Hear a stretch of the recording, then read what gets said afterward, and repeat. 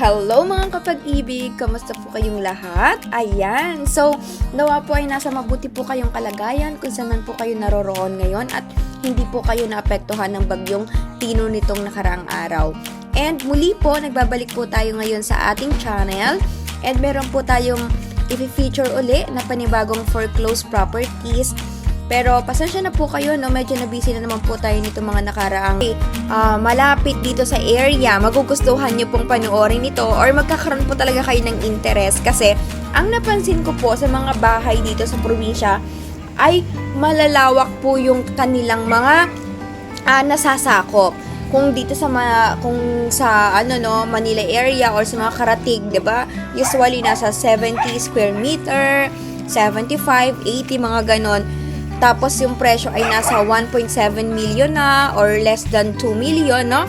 Dito po, no, sa probinsya pala, talagang mas mura pa rin yung lupa't bahay. So, yun nga po, ang kagandahan lang din talaga dito kung fan ka or gusto mo na meron din naman, no, na iuuwian na bahay dito malapit sa lugar na ito, kayo po ay pwede pong mag-bid dito. So, ayan po, i-discuss po natin, no, at ipapakita po natin mamaya dito sa video natin kung ano man po itong nakita naming bahay. So, kagaya nga po ng sabi ko, unoccupied po ito. Medyo sira na po yung bahay din pala, no? Kasi, ito po, napagtanungan namin yung naandon within yung mga neighbors na nakatira doon, itong bahay na picture nila sa Pag-ibig, ang dati po palang may-ari nito ay nag-abroad na. I mean, hindi lang basta nag-abroad kasi sila po ay nakapag-migrate na sa ibang bansa, kaya hindi na po nila napansin or siguro talagang inabandona na nila yung bahay kasi tatingin nila hindi na nila kailangan or baka wala na talaga silang interest. So, yun po yung nangyari dito sa bahay na to, kaya yung ipipicture po natin dito, no, talagang magulo siya. Kumbaga, tinubuan na siya ng damo. Kung sa mga ibang bahay, no, pag nasa Manila, yung alikabok, dumi, kalat, dito po, yung i-feature natin is puro damo-damo na po talaga yung bahay. Nasakop na po ng mga damo. Yung kinakatayuan mismo ng bahay. Ayan. So, syempre, no, magastos yung pagpapagawa, lalo na kung ganito, no, yung makikita natin. Pero kung i-consider nyo po talaga yung pagpapaayos dito, ayan. So, okay lang din po talaga na gumastos kung nagustuhan nyo rin yun. So, ang minimum bid offer nga po pala nito ay 1,740,440 pesos. So, medyo may kamalahalan siya, no, para sa akin. Kasi 'di ba, consider na nandito ka sa probinsya. Pero ayun nga po, malaking area naman po kasi yung kinakatayuan nitong bahay. So, yung square meter nito, i-feature po natin yan. Nakikita nyo po yan dyan sa screen. And of course, yung likod ng bahay din pala ay parang open field na parang dating sakahan.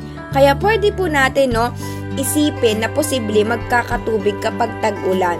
'Di ba? Usually pag sa probinsya ganun eh. Yung kaya titiri ka ng bahay mo, hindi siya binabaha, pero yung let's say may danaw or may danawan, 'di ba? Yung open space or open field, 'di ba? Nagkakaroon yan ng tubig. Na nagsistay kasi yung tubig doon.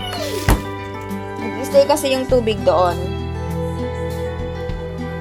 So, ayun po, no. Tapos, yun nga rin po pala, no. Kaya pwede nating isipin na posibleng magkakatubig dyan. And base din po sa pagtatanong namin dito ng yung mga kapitbahay nila, yung likod nga daw ay nagkakatubig. Pero di naman daw inaabot talaga ng bahay. Bali, ang masasabi ko lang na maganda sa bahay na ito ay malapit siya sa sentro.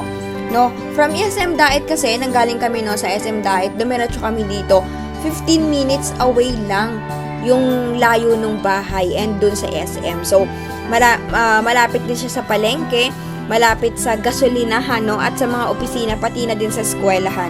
So, yun yung mga karatig nitong lugar. Kumbaga, city siya. City siya dito sa Daet.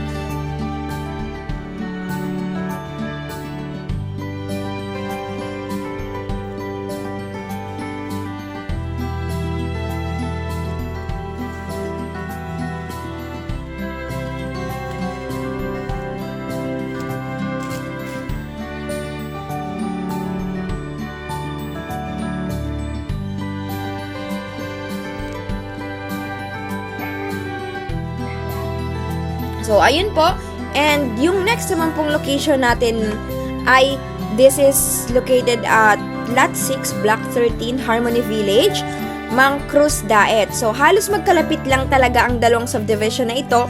Siguro mga 3 kilometers away lang. Ito sa San Gregorio na kung itatahakin mo from the unang village, yan, 10 to 15 minutes, ganyan, or more or less, siguro kung matraffic man. Pero, yun sa dinaanan kasi namin, wala talaga siyang ka-traffic. Yun ang kaganda sa probinsya, no? So, pag magdadrive ka talaga, dire-diretso lang, walang traffic din. And, of course, no, medyo nahirapan din po kaming hanapin kasi, ano siya, looban, and pasikot-sikot din pala yung mga streets dito, nakakalito.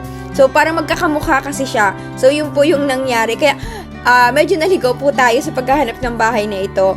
Pero, mas mura po ito dun sa unang pina-feature natin na bahay kasi hindi siya tulad nung kanina na sira-sira. And of course, ang minimum bid offer po kasi niya is 705,700 pesos and unoccupied din siya.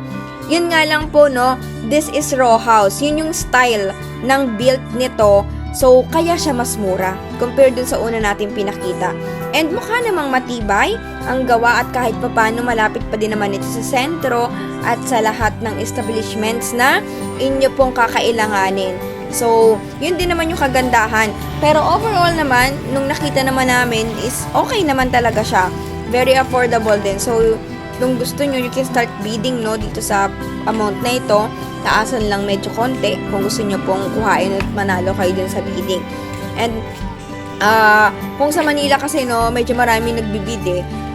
Sa ibang mga lugar. I don't know, wala rin kasi rin akong idea about dito sa probinsya. Kung marami din bang nagbibid dito sa probinsya kapag yun ang mga ino-open nila. Pero siguro naman, dahil na-feature siya sa Pag-ibig. And, kung makikita mo rin naman talaga no, nung na-visit namin tong subdivisions dito, nakakatuwa. Kasi alam niyo yon, yung parang civilized na talaga siya. Ang dami ng mga baybahay na, although ang uso kasi no, sa probinsya, bungalow style. Yun din kasi yung sa lugar namin dito sa probinsya, no. Pero, may makikita ka na nag-stand na sila, nagpa second floor, 'di ba? May mga terrace, mga bato-bato na. So ginagaya na rin yung modern style. So yun din yung kagandahan kung sakali no na mananalo kayo, ibibid